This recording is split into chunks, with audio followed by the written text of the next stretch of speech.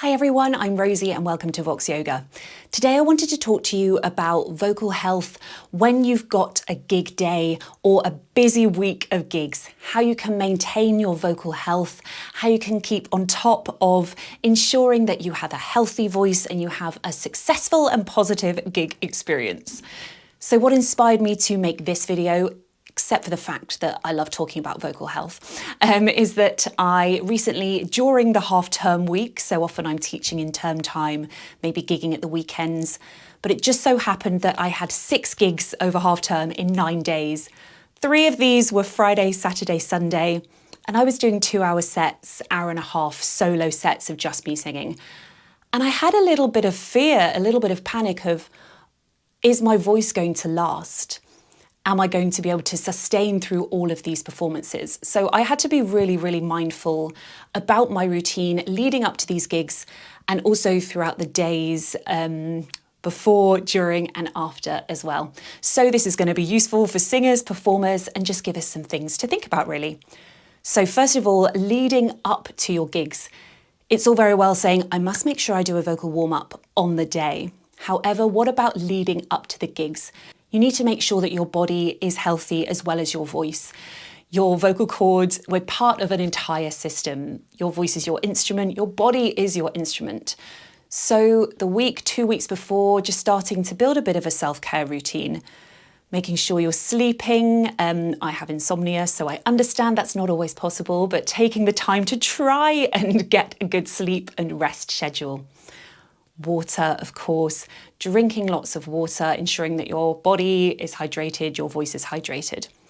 Thinking about your vocal load leading up to the gigs, because obviously we have to practice. We need to make sure that we are on top of our repertoire. Sometimes we get last minute gigs where we suddenly have to learn and practice lots of material. But managing your voice use up to the events, the performances, making sure that you are warming up and cooling down in the lead up and making sure you're taking breaks as well. Alcohol, I'm not going to tell anyone to stop drinking. I think I had a glass of wine in the middle of my big, busy gig week, but I had water as well. So just managing your alcohol use, but it's doing what, you know your body. You know if you drink 1 glass of wine, 2 glasses of wine, what it's going to do to affect you. So knowing your body and making sure you're looking out for yourself, really. A lot of my gigs were outside. If that is something that you might be doing and you get affected by allergies, knowing that you might need to do something, take antihistamines, check the label, might they dry out your voice? So little things to consider like this, they're going to be really helpful. One other thing as well is knowing that stress can affect your voice. So keeping your nervous system in check. If we're stressed about losing our voice, we might get tense physically, emotionally we're going to be stressed. So practicing self-care, whether that's mindfulness, meditation, going for a run, doing yoga, making sure that you feel as calm and relaxed as possible leading up to these performances or this one maybe big performance. If it helps you to schedule in, write all this out, then do it. Make a plan so that you feel in control and you just keep your stress levels down because singing and performing should be fun. So the night before your gig, what are you going to do? And if you have these gigs in a row, you're going to want to be doing this schedule every day around about the gigs. So night before, similar sort of thing, making sure that you get an early night, resting your voice, drinking a lot of water the night before, not too close to bed because we know what happens if we drink too much water before we go to bed. You might have a disrupted night's sleep. I also talk a lot about steaming so that you reduce any inflammation in the vocal cords. So this is great to do the night before the gig as well.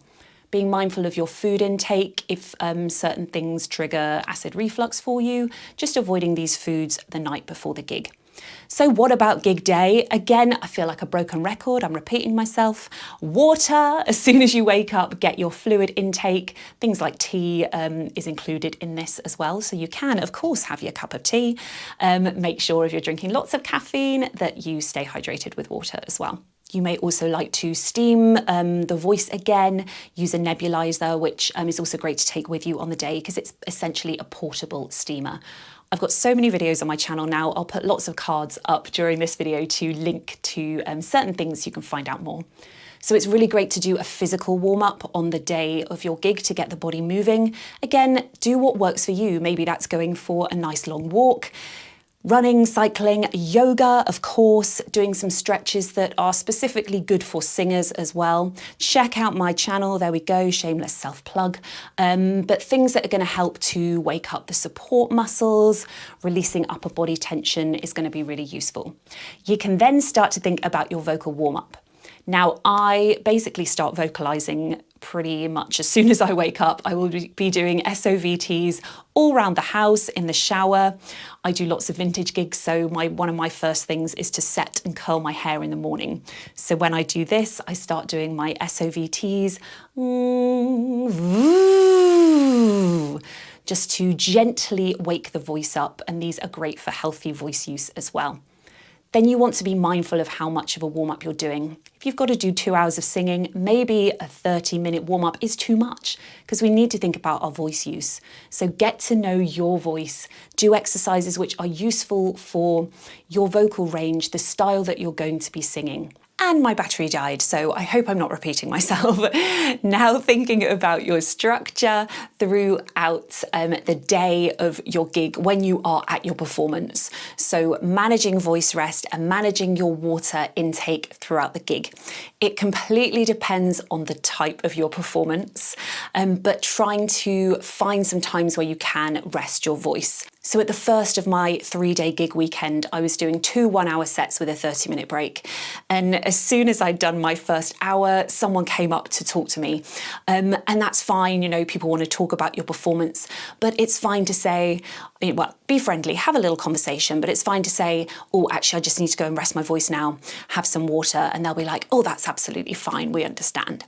So during that time, again, keeping your fluid intake up, takes time for the water to get into the body to hydrate you from within.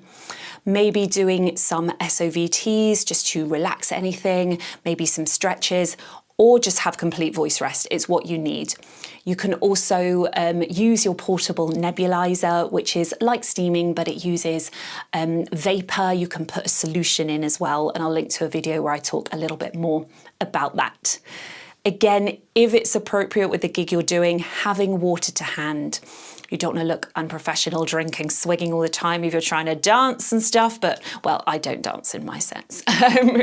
But, you know, having the odd sip of water every now and then, it's what's going to keep your voice going. So after your performance, we want to think about cooling down. So it's like if you're sprinting and then you suddenly stop and just sit down, you're probably going to feel it the next day. So we want to take our voice back to speaking pitch. So if you're in the car, you can just do some vocalizing as you go home, trying to relax, release everything, get your voice back to where you might be talking. If you're going on public transport for an hour and that's not going to be appropriate, just do 5 minutes just before you leave the venue, just to, relax everything. And, you know, remember your vocal cords are muscles, everything working. It's all these muscles doing a lot of work. So just taking time to release things. You could maybe do a bit of massage for the larynx, feels really nice. And if you have built up any excess tension, doing some upper body release exercises, a little bit of a physical cool down as well. Also thinking about the nervous system, we're often in a heightened state, so we've got a lot of adrenaline going when we're performing. So maybe you need some breath work just to calm everything down as well. Maybe some meditation when you get home. It's really what works best for your body. If you've then got a gig again the next day, it's just going through the routine, making sure you get that good night's sleep again. You're you're keeping yourself hydrated, thinking about the food that you eat. And then when you get to the end of a busy gig week, or at the end of that one big gig, why not congratulate yourself with whatever is good for you? It might be going for a run, it might be having some ice cream or a gin and tonic, because I truly believe that self-care is doing what makes you feel good as well. So don't be afraid when you get to the end to have a little bit of a celebration and enjoy it. So the main thing to take away from all this is do what feels good for your body and your voice think about it, be really mindful, be aware of how you're feeling. If you need rest, make sure that you rest. Don't neglect your warm-ups and your cool downs, and just keep moving as well. Keeping the body nice and free and relaxed is going to be really, really helpful. So I hope you have found this useful. Let me know if you've got any exciting gigs coming up or you've had any positive experiences. And yeah, thank you for watching. Don't forget to hit subscribe for much more content. Thanks again, and I hope to see you again soon.